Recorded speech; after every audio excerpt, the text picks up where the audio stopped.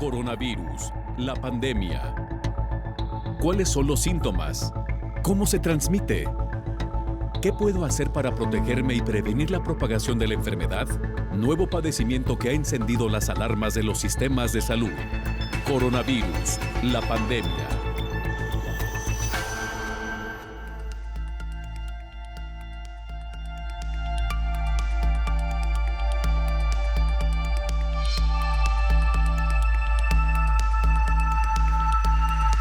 Qué gusto reencontrarnos en este espacio de nueva cuenta. Gracias a usted que nos sintoniza a través de la señal de Todos, Canal 44, o a quienes nos siguen también a través de las televisoras públicas en México y América Latina. Varias señales que se suman a esta emisión y que hacen posible que este programa llegue a tantos rincones. Le recordamos las formas de hacer contacto: @Canal 44 TV, nuestra cuenta en Twitter y Facebook. Nos puede mandar mensajes también a través de WhatsApp al 33 22 42 06 90.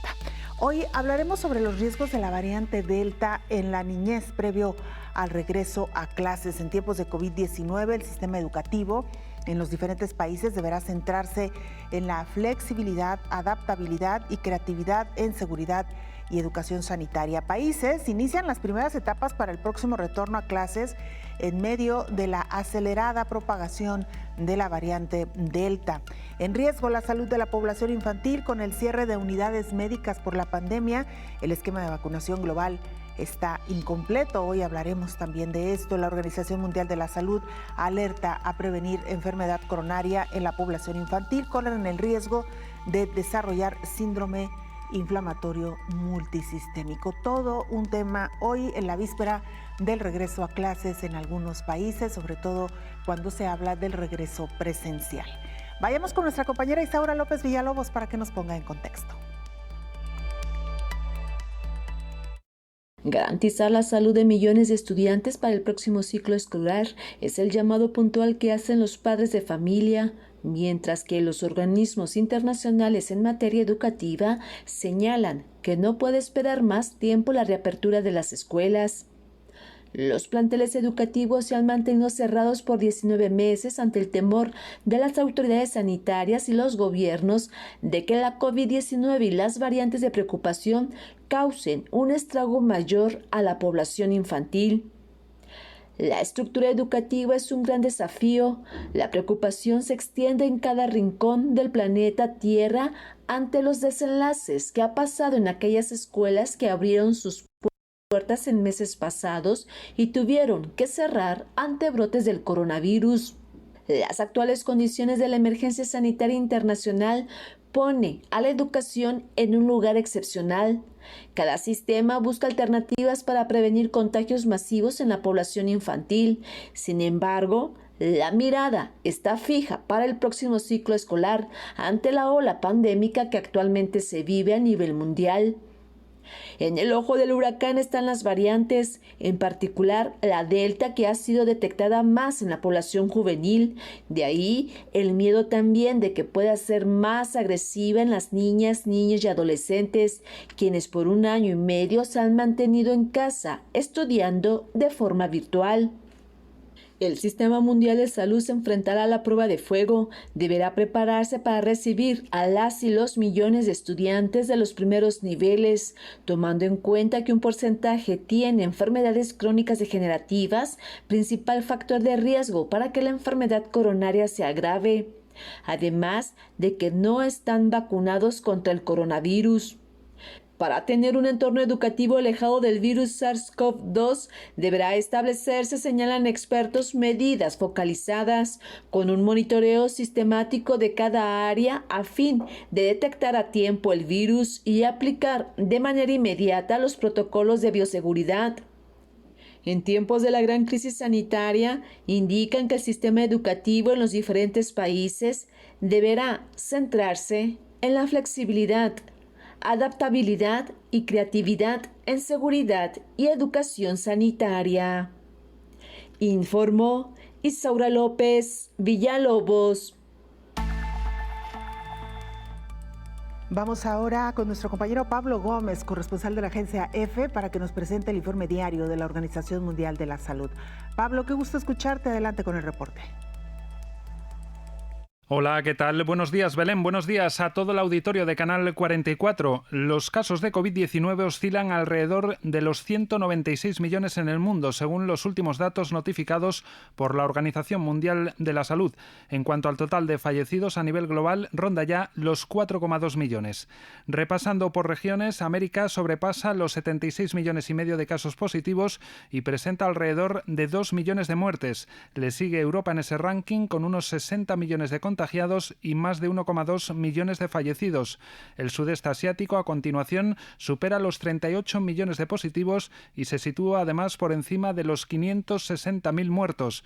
Lejos está el Mediterráneo oriental, con menos de 12 millones y medio de casos y más de 230.000 fallecidos, y mucho más lejos están las cifras de África y del Pacífico occidental.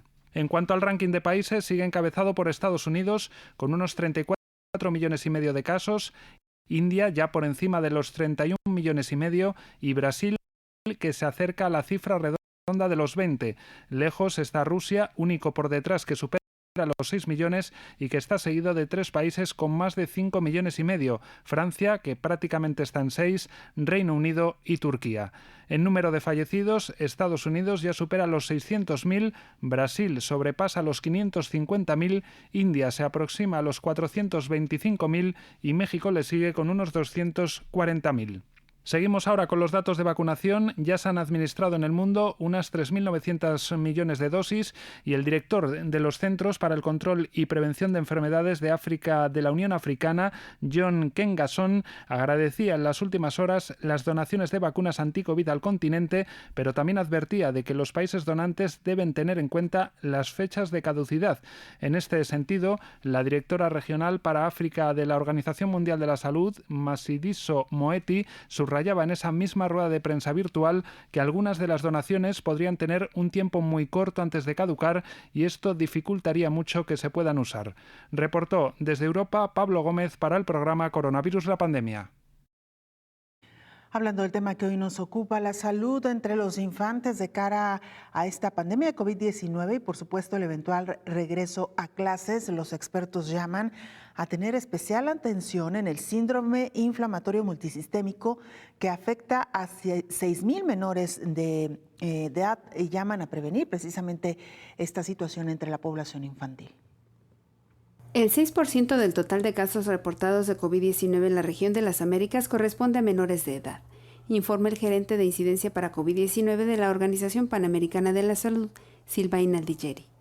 La evidencia disponible hasta el momento sugiere que los niños y adolescentes serían menos susceptibles a la infección por SARS-CoV-2, pero tienen un rol obvio en la dinámica de transmisión. Aunque la población de niñas, niños y adolescentes es menos susceptible de contraer la COVID, ellos pueden desarrollar el síndrome inflamatorio multisistémico. Podemos decir que en las Américas el 6% del total de los casos reportados ocurrió en menores. Sin embargo, algunos menores pueden desarrollar un síndrome inflamatorio multisistémico más grave y desde el mes de mayo del año pasado, 24 países y territorios de las Américas han notificado 6.681 casos confirmados acumulados de este síndrome inflamatorio multisistémico, incluidas 135 defunciones. Desde el 15 de mayo de 2020, la Organización Mundial de la Salud alertó a los países con el fin de prevenir esta enfermedad, informó Elizabeth Ortiz. Acatar las medidas preventivas sanitarias en los salones de clases será especial para prevenir contagios del virus SARS-CoV-2. Ante el inminente regreso a clases en algunos países como México, el próximo mes, surge la insistencia de los especialistas de que se acaten las medidas preventivas en los salones de clases. Hasta que un niño esté completamente vacunado contra la COVID-19, cuando se encuentra en el interior debe continuar usando cubrebocas y mantener una distancia física segura de las personas con las que no vive y que pueden tener el virus. Cualquier persona que no esté vacunada también debe usar mascarillas faciales al aire libre en entornos de grupos grandes o cuando no sea posible el distanciamiento físico. Todos los niños de 2 años en adelante, incluidos la mayoría de los niños con condiciones especiales de salud, pueden usar mascarillas faciales de manera segura, salvo en raras excepciones. Sin embargo, los niños no deben usar una mascarilla si son menores de 2 años debido al riesgo de asfixia, señaló la Academia Americana de Pediatría. Además, toda persona que esté inconsciente o que no pueda quitarse una cubierta facial por sí sola no debe usarla. Los niños de 2 años en adelante que aún no estén completamente vacunados, salvo en raras excepciones, deben usar mascarillas cuando están en el salón de clases de la escuela, en la guardería, cursos de verano o campamento, y mientras participen en actividades grupales como en la mayoría de los deportes de interior y al aire libre que requieren un contacto cercano. También deben usar mascarillas cada vez que no puedan mantenerse a una distancia segura de otras personas, como en la tienda de comestibles. Todos deben seguir usando los cubrebocas cuando viajen en un avión, autobús, tren u otro medio de transporte público y en el aeropuerto o la estación, informó Rocío López Fonseca. El Fondo de las Naciones Unidas para la Infancia, o UNICEF, urge al regreso a clases. Alrededor de 600 millones de niños en todo el mundo siguen viendo interrumpido su curso escolar al no poder asistir a las clases, mientras el aprendizaje a distancia no es posible para al menos 1/3 de todos los niños en edad escolar, reconoció el Fondo de las Naciones Unidas para la Infancia. La UNICEF recordó que debido a la pandemia de COVID-19, hay 18 países y territorios en América Latina y el Caribe, donde las escuelas están total o parcialmente cerradas. La situación en Asia y el Pacífico tampoco es optimista y sus escuelas continúan cerradas en casi la mitad de los países durante más de 200 días, mientras que en África Oriental y Meridional 4 de cada 10 niños no van al colegio. La educación y la seguridad han sido reemplazados por la ansiedad, la violencia y los embarazos adolescentes. El organismo internacional estima que más de 32 millones de niños están fuera de la escuela debido a los cierres por la pandemia o por no haber regresado una vez que sus escuelas abrieron a principios de este año.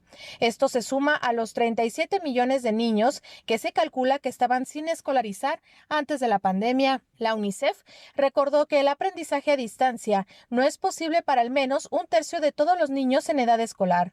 Recordó que no hay mejor inversión que la educación e indicó que la escolarización aumenta los ingresos de los países un 10% al año. Reiteró que las escuelas cerradas no deben continuar cerradas, aunque reconoció que los gobernantes se enfrentan a una gran disyuntiva. Considera que las escuelas deberían ser las últimas en cerrar y las primeras en reabrir, y destacó que los centros de enseñanza primaria y secundaria no están entre los principales impulsores de la transmisión del coronavirus, informó Rocío López Fonseca. Voy a hacer una muy breve pausa, regresamos con más.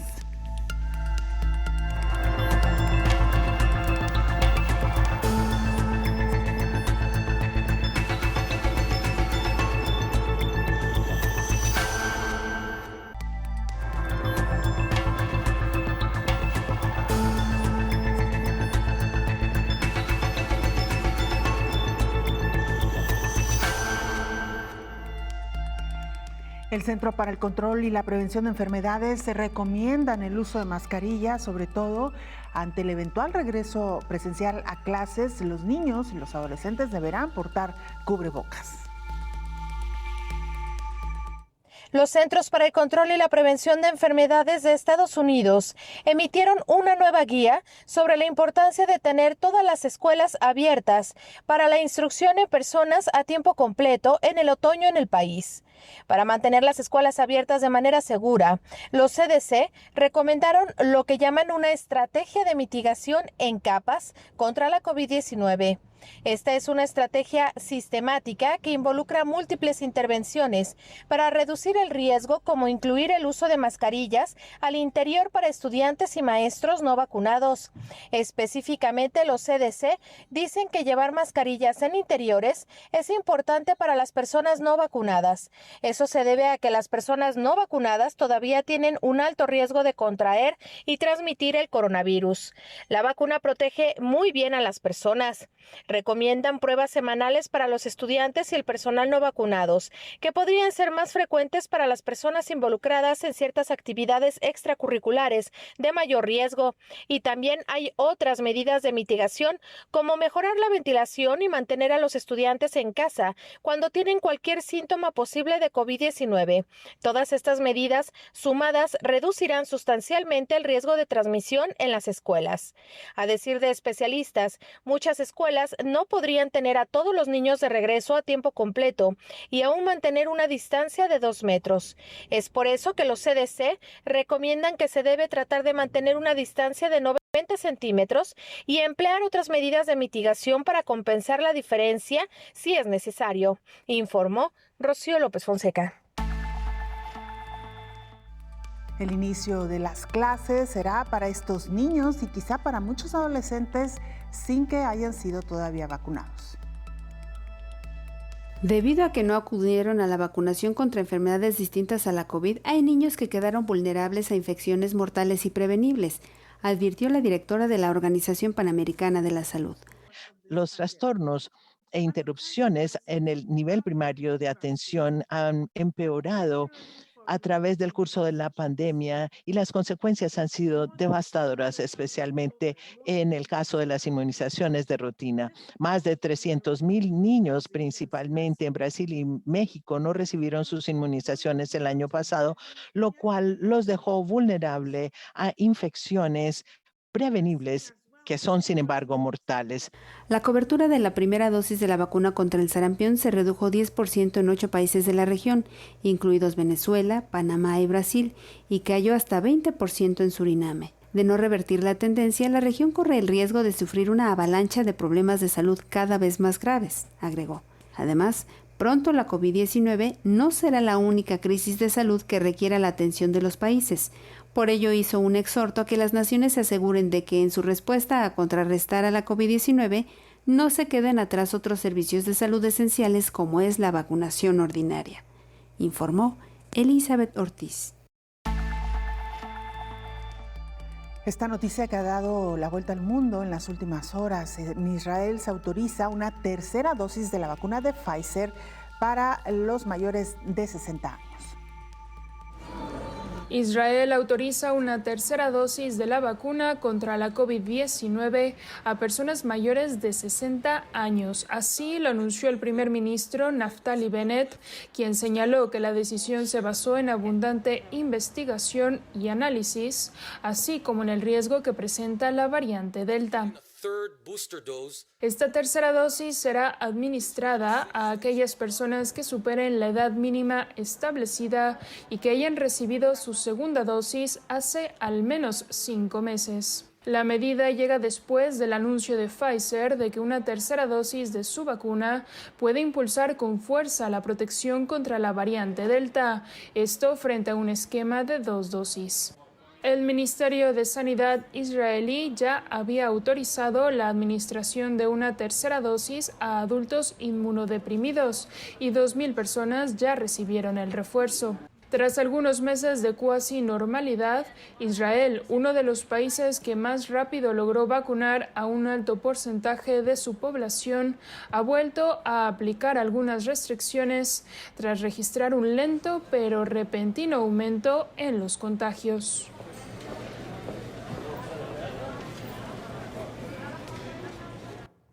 En más información, reúnen más de 3 millones de euros para la recuperación post-COVID en la educación. La cumbre educativa global reúne 3.300 millones para la recuperación post-COVID. El encuentro reunió a decenas de líderes y activistas internacionales y tuvo como objetivo recabar fondos para garantizar el acceso equitativo a la formación, educación de las niñas y el regreso seguro a las aulas en países especialmente vulnerables tras la crisis del coronavirus.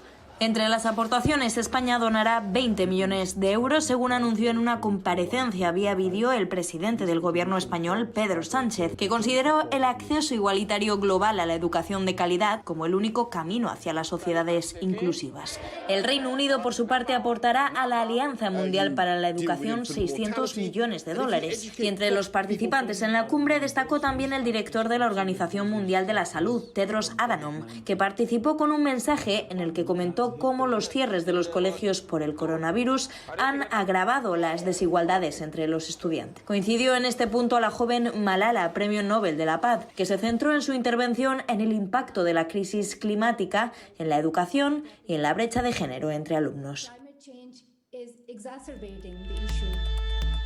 Mire, en China han detectado 64 nuevos casos de coronavirus, 21 de ellos por contagio local. La Comisión Nacional de Sanidad de China anunció la detección de 64 nuevos positivos de coronavirus, 18 de ellos en la provincia oriental de Jiangsu, escenario de un pequeño rebrote en los últimos días. Las autoridades sanitarias también informaron de la detección de 25 nuevas infecciones asintomáticas, aunque Pekín no las computa como casos confirmados.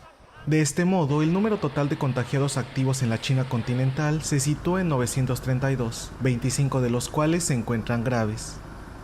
Según las cuentas de la institución, desde el inicio de la pandemia se han infectado 92.875 personas en el país, entre las que 87.307 han logrado sanar y 4.636 murieron.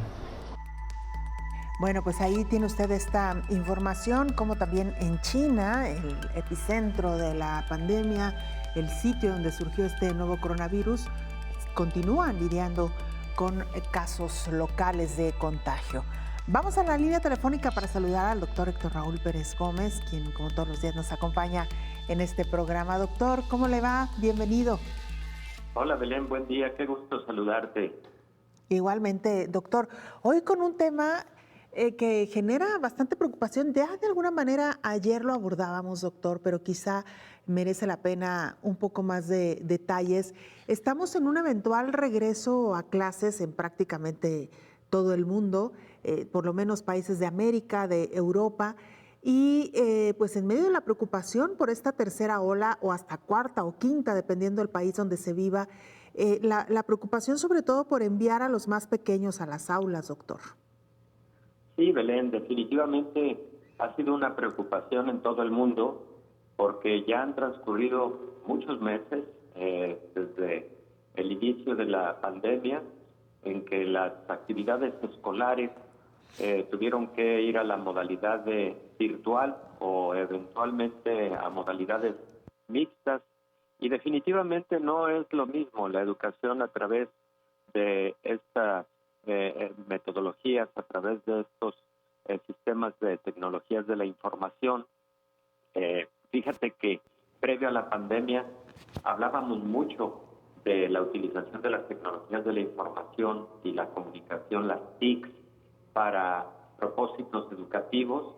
Indudablemente son herramientas formidables, pero la experiencia durante la pandemia nos ha mostrado que la presencialidad definitivamente es la mejor ruta porque, por ejemplo, en los niveles básicos, la educación no solamente es instrucción académica, la educación incluye conceptos mucho más integradores, integrales, por ejemplo, la propia convivencia, eso genera valores, la propia convivencia que a través de la socialización también tiene un carácter altamente formativo. Entonces, sí, claro, es una urgencia en todo el mundo el regreso a actividades presenciales, pero haciéndolo de manera muy cuidadosa para evitar mayores riesgos, sobre todo, como bien lo planteas, en un momento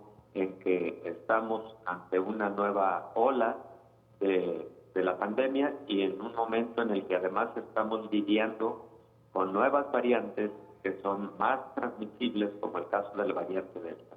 Claro. Doctor, algunos países que decidieron el regreso a clases presencial han argumentado que es más importante la salud emocional, digamos no más importante, pero sí tan importante la salud emocional como la salud física. Específicamente el presidente de México, Andrés Manuel López Obrador, está priorizando precisamente la salud emocional de los niños para que regresen a las escuelas. Él ha mencionado pues que esta pandemia ha causado muchos estragos, sobre todo entre los más pequeños. ¿Cómo ponderar y cómo entender que hay también razones para el regreso a clases, doctor? Bueno, sí, la salud debe entenderse como un estado integral en donde no solo la salud física es importante, también lo es la salud mental. Y en los niños, en los adolescentes, en los jóvenes en general, el impacto a la salud mental que ha generado la pandemia y sobre todo el no estar en actividades escolares presenciales ha sido de gran impacto emocional. Entonces, creo que ese es otro de los motivos por los que se está haciendo un gran esfuerzo. Por ejemplo, en México, para el retorno a clases de forma presencial en próximas fechas. Claro que, Belén, se ha postergado en algunos lugares, en algunos estados de la República Mexicana, la fecha del reingreso a las escuelas de manera presencial. Se ha postergado por un par de semanas, 3 semanas, ha sido variable dependiendo del estado de la República, pero precisamente por cómo se ha venido comportando en las últimas semanas la pandemia de COVID-19, para el estado de Jalisco sabemos que el incremento ha sido de más del 300% de incremento en el número de nuevos casos en las últimas 4 semanas, y esto que estamos viviendo pues no hace condiciones propicias para el regreso a clases de manera presencial.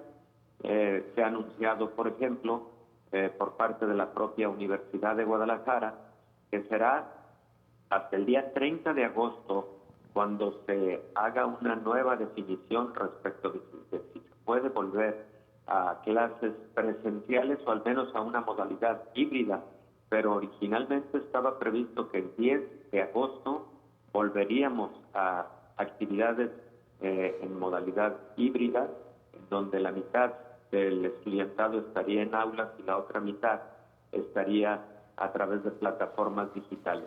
Se postergó hasta el día 30 de agosto para el 1 de septiembre estar revalorando la situación epidemiológica.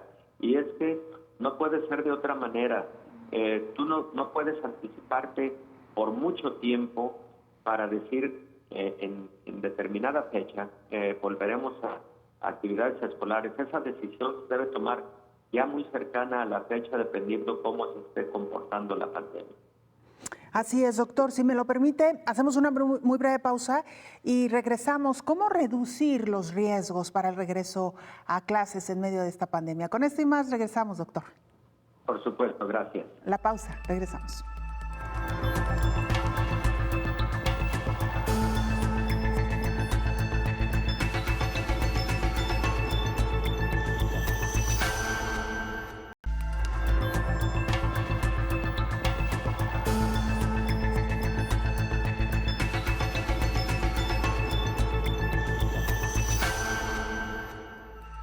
El próximo regreso a clases quedará marcado por la rápida expansión de la variante Delta de coronavirus del SARS-CoV-2.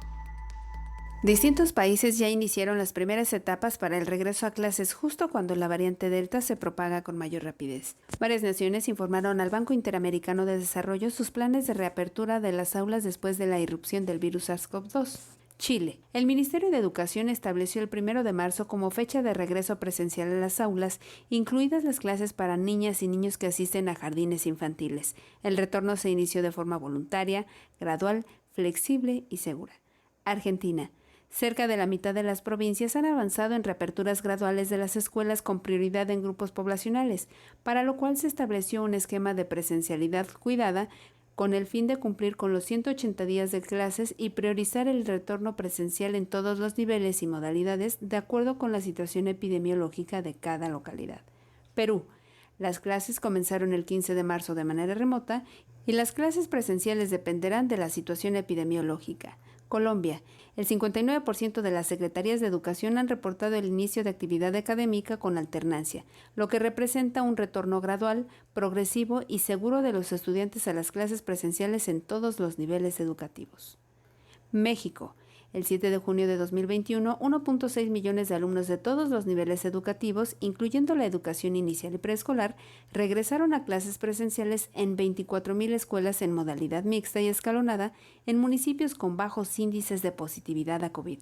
Apenas este 29 de julio, el presidente de la República, Andrés Manuel López Obrador, dijo que es indispensable que se regrese a clases. El lunes 30 de agosto está programada la reapertura de escuelas en todo el país en medio de la tercera ola creciente de contagios, informó Elizabeth Ortiz. Regresamos a la charla con el infectólogo Héctor Raúl Pérez Gómez. Doctor, antes de irnos a la pausa, dejamos esta pregunta en la mesa. ¿Cómo hacer para reducir los riesgos en medio del inminente regreso presencial a clases, doctor? Pues fíjate, Belén, que efectivamente los Centros para Control de Enfermedades acaban de publicar hace un par de días la guía para la prevención del COVID-19, particularmente en escuelas de nivel básico, y me refiero pues a primaria, secundaria. Es evidente que depende del nivel educativo, las guías pueden tener una adaptación porque puede ser quizás más fácil el control de la pandemia, por ejemplo, en los niveles universitarios, pero en el caso de educación básica, en donde son predominantemente niños y adolescentes los que son atendidos en estos niveles, los CDC de Atlanta han sido enfáticos en lo importante que es el uso de cubrebocas, particularmente en espacios completamente cerrados, para reducir este riesgo de transmisión. Ellos siguen señalando que lo ideal es mantener por lo menos 6 pies de distancia entre persona y persona, esto significa 1.8 metros, pero bueno, incluso señalan que hasta 3 pies de distancia entre persona y persona podría ser de utilidad. Lo ideal son 6 pies de distancia entre persona y persona. El segundo aspecto en el que ellos son enfáticos es que los profesores y todos los adultos que participan en el entorno educativo presencial estén vacunados. Si bien los niños menores de 12 años no están vacunados prácticamente en ninguna parte del mundo, y en los Estados Unidos los mayores de 12 son los que han tenido este beneficio, bueno, esa situación pues lleva a la necesidad del uso de mascarillas en espacios cerrados, particularmente en mayores de 2 años de edad. De igual manera, bueno, se señala por parte de esta misma guía que en el caso de mayores de 12 años de edad, pues sí se haga un esfuerzo para que todos estén en lo posible vacunados a partir de esa edad. Y bueno, Belén, no tengo la menor duda de que en muy poco tiempo el beneficio de la vacunación en algunos países va a abarcar a niños más pequeños, probablemente de 5 años en adelante, porque los protocolos de investigación ya están muy próximos a publicarse al respecto. El problema somos los países que no tenemos vacunación todavía para los niños o los adolescentes de 12 años en adelante. En estos momentos la mayor parte de países del mundo tienen autorizada la vacunación solamente para mayores de 18 años y no en todos se ha iniciado vacunación en estos grupos de edad de personas tan jóvenes.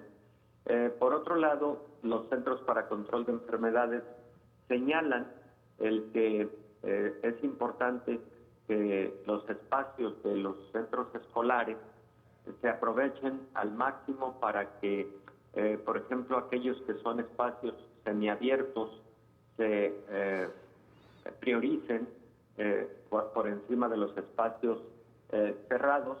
Y finalmente también ellos sugieren que por ningún motivo se pierda de vista el que un pequeño que está teniendo algún síntoma respiratorio, número uno, se evite llevarlo al centro escolar, se evite llevarlo al plantel, y los padres en lugar de esto lo lleven a recibir atención médica porque puede tratarse de un cuadro de COVID-19.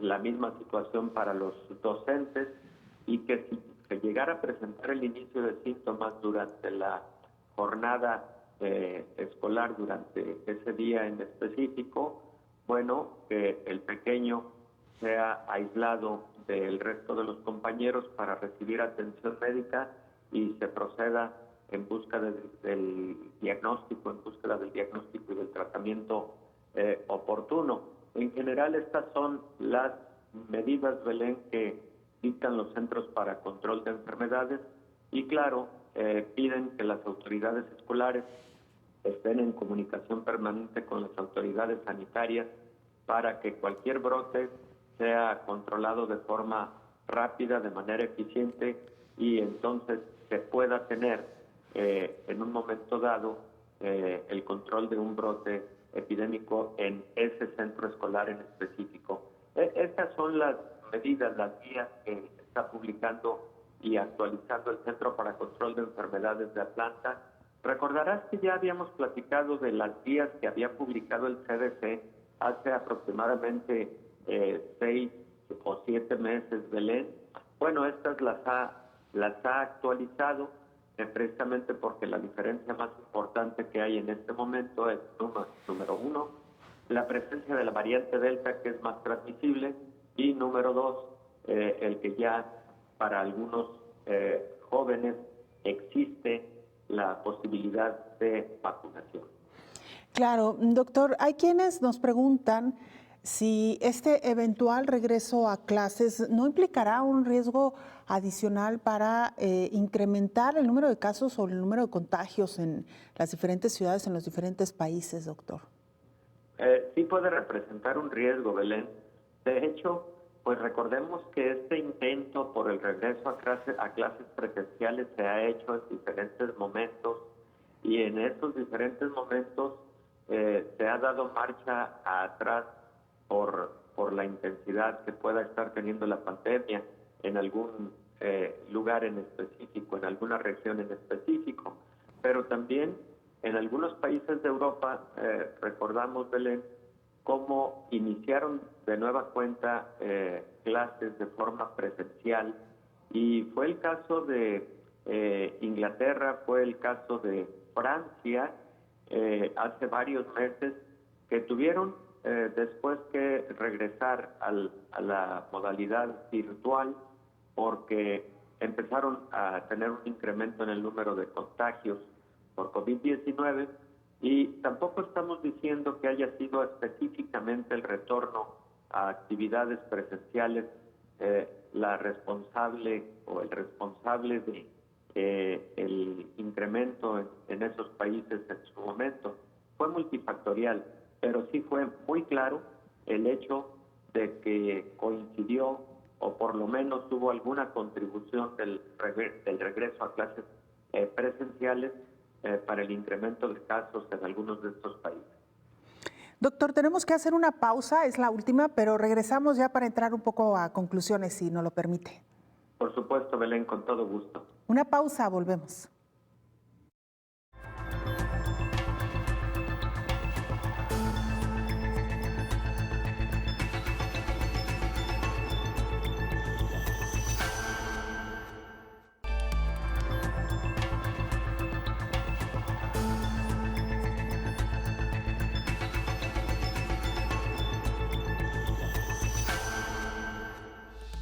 Estamos de regreso en este programa especial recordándole las formas de hacer contacto.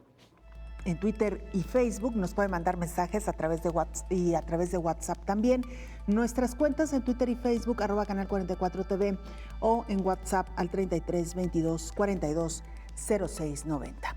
Y mire, vaya esta declaración del presidente de Estados Unidos, Joe Biden, sobre la exigencia para que los trabajadores de la salud se vacunen. El presidente de Estados Unidos, Joe Biden, ha anunciado este jueves que obligará a todos los trabajadores de su gobierno a demostrar que están vacunados si no quieren someterse a un test regularmente. El anuncio de Biden, que también pidió al Pentágono obligar a vacunarse a todos los militares del país, coincide con un preocupante aumento de los casos de COVID-19 vinculado al avance de la variante Delta en Estados Unidos, que está obligando a dar marcha atrás a algunas medidas de reapertura. Ahora las dudas se centran en qué pasará con aquellos que no están vacunados, pues que tendrán que llevar mascarilla en el trabajo y someterse a una prueba de coronavirus de forma semanal o incluso 2 veces por semana. También deberán mantener la distancia de seguridad y no podrán participar en viajes oficiales. La medida se aplicará a los más de 4 millones de trabajadores federales en Estados Unidos y del resto del mundo, y se implementarán estándares similares para todos los contratistas de la administración. Hasta ahora la Casa Blanca había asegurado que no tenía legalmente el poder de hacer lo mismo para obligar a todos los estadounidenses a vacunarse. Local communities can do that, local businesses can do that. It's still a question whether the federal government can mandate the whole country. I don't know that yet. El mandatario insistió en la necesidad de tomar medidas como esta, dada la expansión de la variante Delta, que representa ya al menos el 83% de los casos secuenciados en Estados Unidos y ha generado un aumento notable de los contagios y hospitalizaciones en las últimas semanas. Biden también propuso que los estados, territorios y localidades ofrezcan una recompensa de $100 a quienes se vacunen, aprovechándose de los fondos contenidos en el paquete de rescate aprobado por el gobierno. Estas medidas llegan 2 días después de que los Centros para el Control y Prevención de Enfermedades de Estados Unidos cambiaran sus directrices y recomendarán a quienes estén vacunados que vuelvan a llevar mascarillas en espacios interiores y públicos en la mayor parte del país.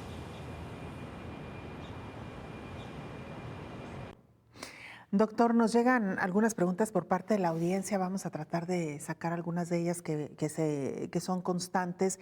La verdad es que padres y madres de familia nos están preguntando qué recomendar, doctor, si enviar a los niños a la escuela o no. Y me parece que es una pregunta muy difícil de responder. Digo, me adelanto un poquito a lo que usted vaya a comentarnos, doctor, pero creo que es una decisión personal que cada quien en su familia tendrá que tomarla, doctor. Sí, Belén, definitivamente esa es la gran pregunta y es la que cotidianamente recibimos en todos los lugares en donde estamos. En nuestro programa esta pregunta ha sido recurrente. Mira, Belén, por principio de cuentas, el mejor momento para el retorno a clases está por definirse. Todavía estamos en un ascenso de la curva pandémica y bien pueden tomarse decisiones diferentes en las próximas semanas. Número 2, si llegara el momento en el que el retorno presencial, como hasta ahora se ha sugerido, sea voluntario y que algún sector de la población en donde se decida continuar a través de la forma virtual, plataformas virtuales, sin detrimento del desempeño escolar, bueno, pues ahí es en donde está la clave de esta pregunta. Yo contestaría lo siguiente. Primero, que identifiquen que las medidas sanitarias adoptadas por el plantel escolar están siendo de la calidad que la autoridad sanitaria ha dispuesto en un momento dado. Segundo, por supuesto que en el caso de niños que están presentando algún síntoma no deben llevarlos a la escuela, ya lo decíamos en el segmento anterior. Pero tercero, y ayer lo platicábamos en el programa, Belén, y esto me sorprende que no esté señalado con detalle en la guía publicada por los Centros para Control de Enfermedades. Muchos niños ya tuvieron COVID. Muchos niños ya desarrollaron anticuerpos contra el SARS-CoV-2. También pueden haber niños que llegaron a infectarse con este virus, no desarrollaron síntomas o desarrollaron síntomas muy leves y probablemente una determinación de anticuerpos que se realizan en una muestra sanguínea nos podrían mostrar lo que conocemos como su estatus serológico. Si estos niños tienen anticuerpos positivos y estos son anticuerpos conocidos como anticuerpos de alta afinidad, y eso se puede realizar en laboratorios clínicos, bueno, esos niños en particular podrían tener un grado de mayor protección que aquellos niños que no tienen este tipo de anticuerpos y que por lo tanto no tuvieron previo contacto con el virus SARS-CoV-2, no fueron infectados previamente por el virus SARS-CoV-2. Yo creo que este punto debería de estar sugerido en las guías nacionales y en las guías internacionales como pues un mecanismo voluntario para su realización, para aquellos padres de familia pues que tienen esa incertidumbre, que tienen esa gran preocupación de si llevar a los niños para que reinicien con actividades escolares presenciales.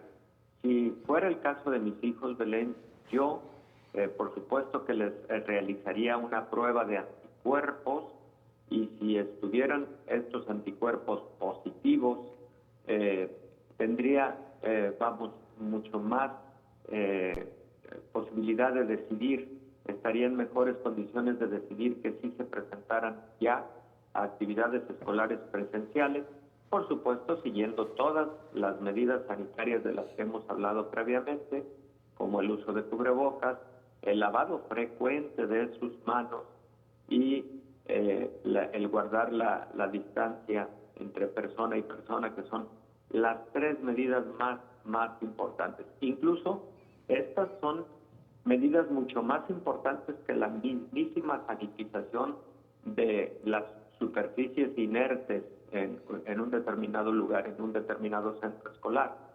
Porque ya lo hemos dicho, este es un virus que se transmite por vía respiratoria y no tanto por el contacto con las superficies inertes.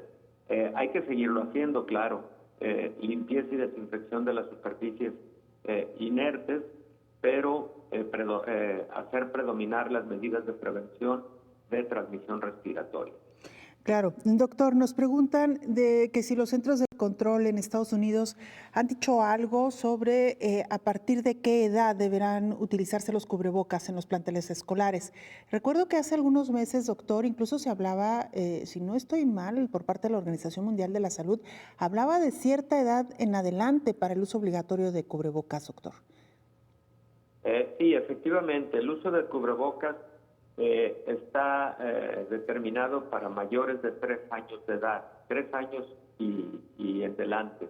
En menores de 2 años no se debe utilizar cubrebocas, como tampoco se debe utilizar cubrebocas en aquellas personas que por alguna condición médica, por alguna condición de salud, esto esté contraindicado, por ejemplo, en personas que pueden tener súbitamente algún trastorno en el estado de alerta, como quienes sufren crisis convulsivas, etcétera, y en general los niños menores de 3 años no deben portar cubrebocas.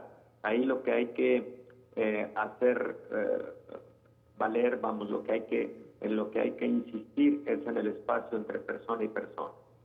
Claro, y sobre todo los pequeñitos, doctor, que con ellos es a veces difícil, ¿no?, mantener estas reglas de distancia, máxime cuando se encuentran con más niños en el área de juegos, que es difícil, pues sí, mantener esta distancia, pero evidentemente tratar de seguir la mayor cantidad de medidas, de aplicar los mejores controles. Creo que usted lo ha dicho de una manera muy clara.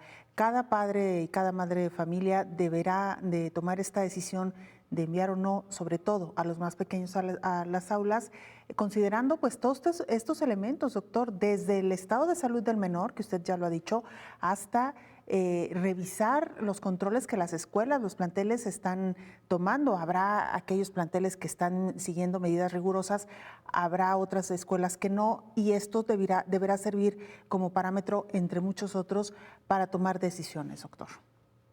Fíjate, Belén, que totalmente de acuerdo contigo, y dijiste algo en lo que debemos ser enfáticos: el estado de salud del pequeño, porque hay niños con enfermedades inmunosupresivas, hay niños con alguna enfermedad crónica en el sistema inmunológico, etcétera, y esos niños son considerados como de riesgo para enfermar por COVID-19 y enfermar gravemente. Entonces, qué importante lo que acabas de comentar. Ese es otro factor que deben tener en consideración los padres. Por ejemplo, niños que sufren asma y que tienen crisis asmáticas frecuentes, ahí hay que pensarlo 2 veces. Son niños con mayor riesgo, y el asma es una enfermedad que afecta predominantemente a la infancia. Todo eso debe tenerse en consideración. Qué buen comentario, indudablemente. Y doctor, lo que no nos cansaremos de repetir, cuidemos la salud de nuestros niños, la salud alimentaria, alimentarlos bien, pues evitar que nuestros niños lleguen a estas etapas de obesidad que no son nada favorables para enfermedades como la que estamos hablando, COVID-19.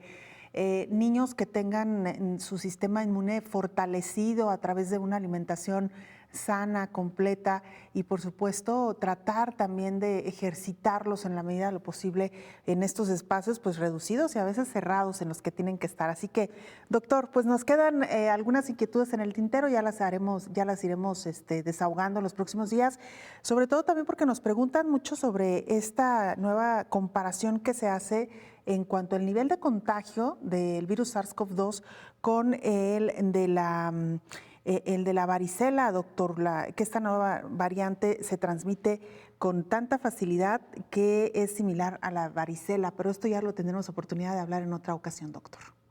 Sí, la variante Delta, que está predominando en todo el mundo, que hoy por hoy es la que está causando el 70% de las infecciones en Estados Unidos, incluyendo la población pediátrica, incluyendo en estos grupos de edad de pequeñitos que son los que van a ir a la escuela. Doctor, como siempre, muchísimas gracias y que tenga muy buen fin de semana. Un fuerte abrazo, Belén, buen día, gusto en saludarte. Igualmente, doctor, hasta muy pronto. Nosotros nos vamos, gracias por habernos acompañado.